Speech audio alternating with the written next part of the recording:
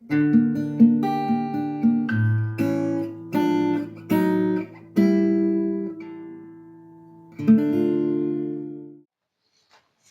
dia, boa tarde, boa noite, queridos telespectadores. Aqui quem vos fala é o Guilherme Góes. Eu me chamo Gabriel. Pessoal, nós somos os membros fundadores do Grupo Reintegrados, nosso grupo de estudos que é dedicado à disseminação da cultura e do conhecimento para a sua formação intelectual.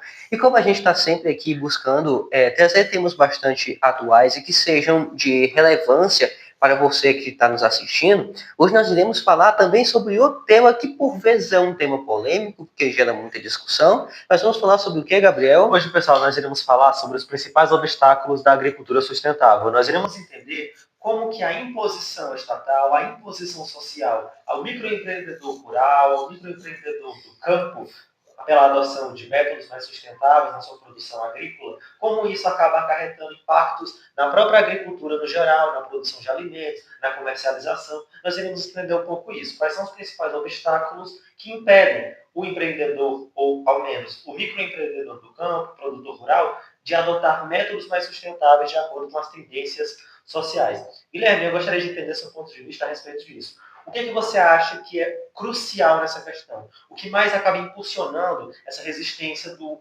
produtor rural, do microprodutor rural, a adotar métodos mais sustentáveis? É uma questão econômica? É uma questão de tradição? É uma questão cultural? O que você acha que gera essa resistência?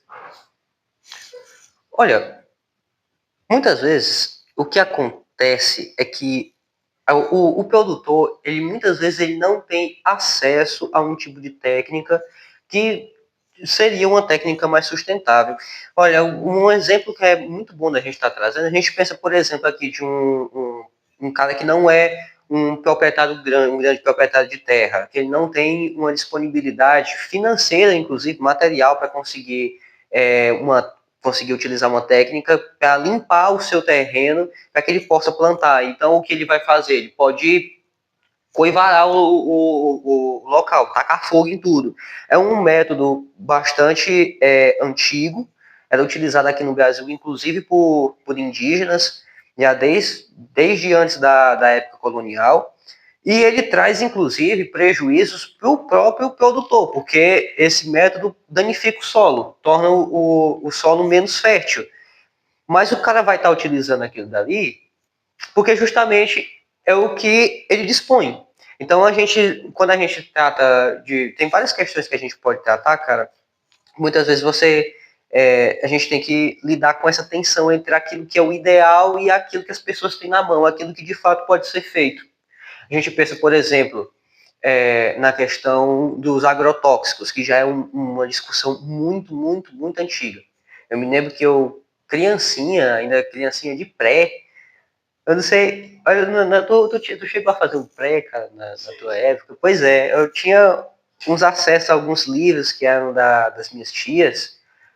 Tinha muitas tias minhas que estavam fazendo faculdade, estavam fazendo ensino médio. Aí eu tinha acesso ali a algumas coisas e eu acabava encontrando, me deparando com esses temas. Eu me lembro que os livros, inclusive, eram livros que tinham uma coloração meio amarelada, livros assim, meio gastos, que já pareciam que eram livros já não eram livros novos.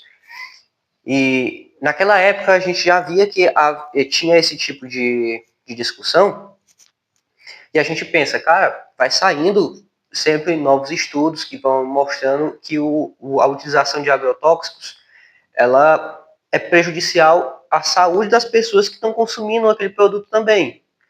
Inclusive pode, né, causar inclusive danos a danificar o nível de fertilidade das pessoas, em coisas assim nesse tipo. Só que, cara, hoje em dia existe técnicas para substituir? Existe. Eu me lembro de uma coisa, eu não sei como é que está o desenvolvimento disso, que era de você utilizar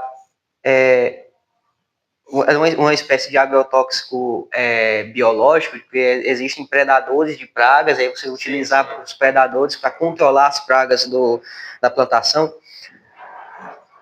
Mas, eu digo assim, se isso fosse uma coisa tão acessível, mais gente estaria utilizando. Até porque, se você parasse para pensar de um ponto de vista mercadológico, o quanto que não seria benéfico para o produtor que está produzindo um negócio que está utilizando uma tecnologia inovadora, que está utilizando um método que vai tornar o produto dele, inclusive, mais saudável para os consumidores, o quanto que ele não poderia vender mais, utilizando isso, inclusive, como marketing.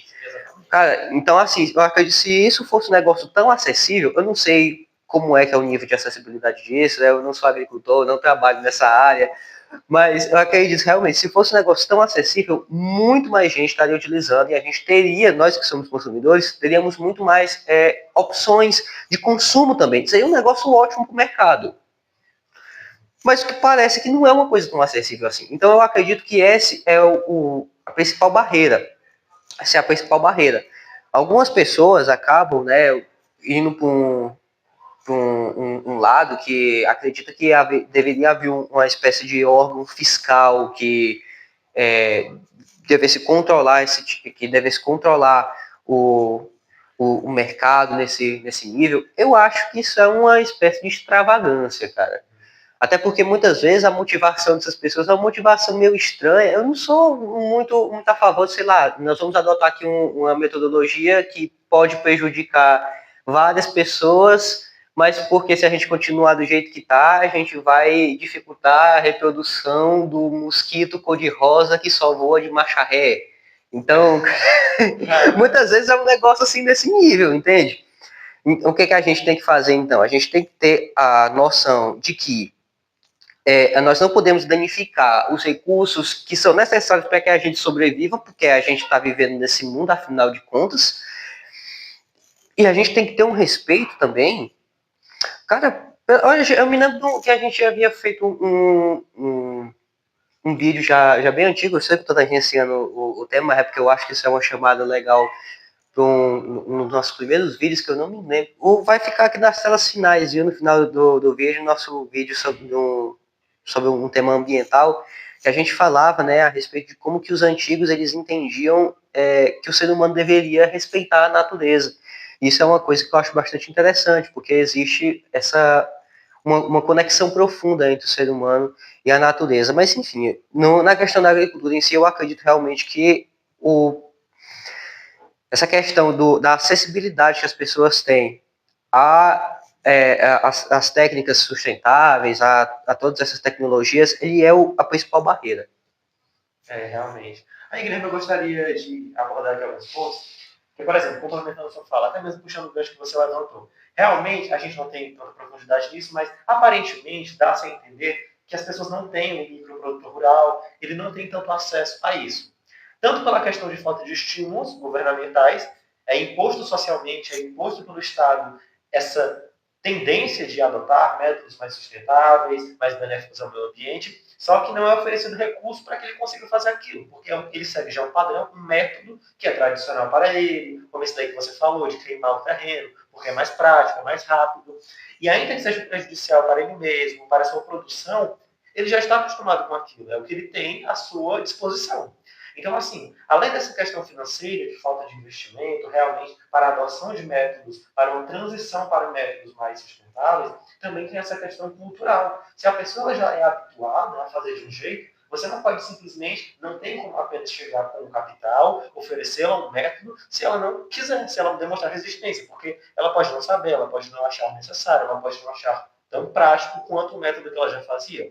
Entendeu? Lembrando que a maioria das pessoas que trabalham no campo, principalmente quando nós falamos não os grandes produtores rurais, mas os pequenos produtores rurais, a própria agricultura familiar, de subsistência, é composta por pessoas que não têm tanto grau de instrução, não têm um alto grau de escolaridade. Então, são pessoas humildes, geralmente, que vivem do trabalho, da produção rural. Então, é muito difícil você pegar o capital e simplesmente, por meio disso, decidir mudar o método que a pessoa já utilizava, mudar a força, a cultura dessa pessoa, a tradição.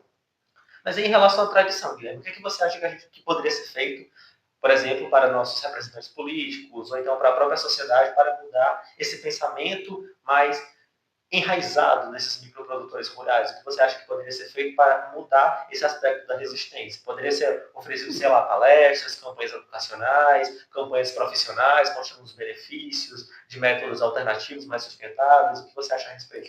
De novo, eu acho assim, cara, que não adianta a gente tentar pensar em uma solução muito megalomaníaca, porque a gente tem eu acho que é muito mais fácil acabar gastando um monte de dinheiro para ter um resultado pequeno do que você fazer um negócio. Eu acredito que realmente a aposta mais correta, a aposta mais sensata seria apostar no longo prazo.